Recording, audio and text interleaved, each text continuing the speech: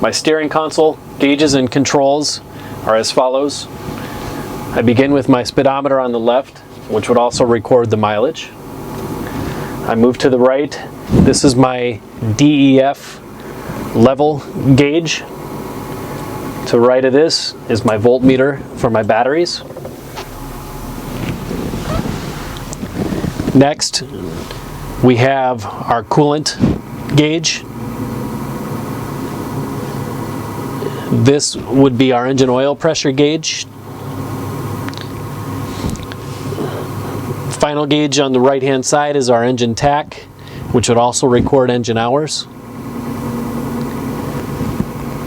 And the bottom is our fuel level gauge. The upper and lower light bars would be any safety lights for the sweeper, including the parking brake engagement light. And the light bar to the top would be all of the Cummins engine check and service and warning lights.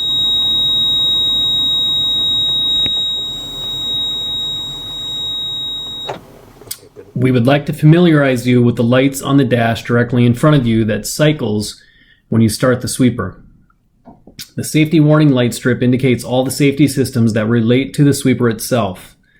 You will notice that when you start the sweeper, on the lower left safety strip, you have a picture of a low-level oil light and a parking brake light indicating that the parking brake is activated. The lower safety strip also includes the turn signals, high beam lights, alarms for low right and left hydraulic tank, and the elevator stall alarm. More detailed information about the light strip can be found in the operating manual. The safety light strip that is located on the top strictly relates to the engine warning systems. The first light on the left is the stop engine light. If an issue is detected, this light will turn on along with the check engine light that is right next to it. The stop engine warning light will flash in red and will give you 30 seconds to pull over, as the engine will shut itself down completely after 30 seconds have passed. The amber check engine light that is located on the right of the stop engine light will illuminate when engine detects a fault that could interfere with its operation. When you see the check engine symbol, please inform your supervisor, as the sweeper engine must be checked for any faults. The wait light represents the engine grid heating system. When starting the sweeper below freezing conditions, this orange light will turn on.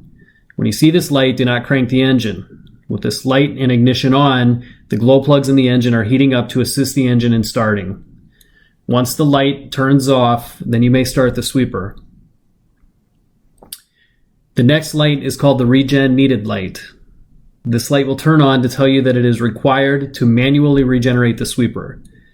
To do this, you must find a safe place to park, stop the vehicle, select the shifter into park, and engage the Initiate the Non-Mission Regen switch. Once you do that, please do not touch any controls and do not touch the throttle pedal. The sweeper engine will initiate the regen process, and the high exhaust temp light next to the regen needed light will illuminate. The fifth light from the left is called the high exhaust temp warning light. This light is designed to let you know that the regeneration cycle has begun.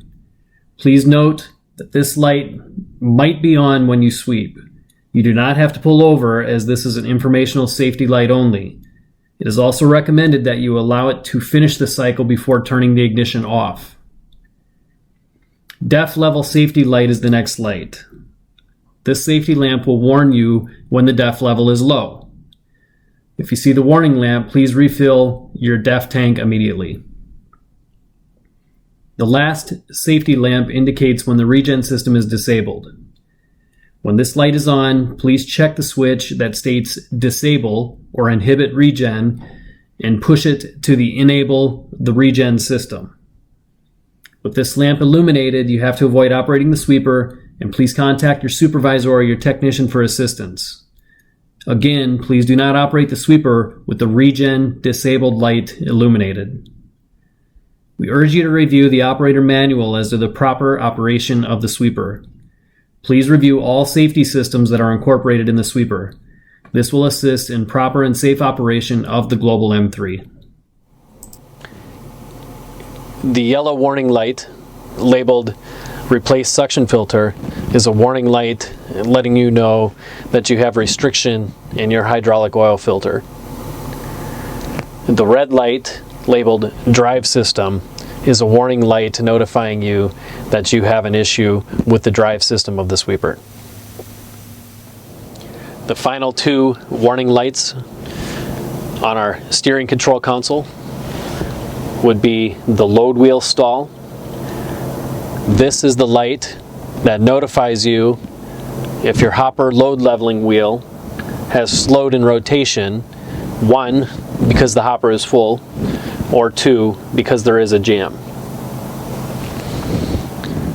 The lower right light is notifying us that the hopper is not nested in the closed position and that it may be raised slightly or raised all the way.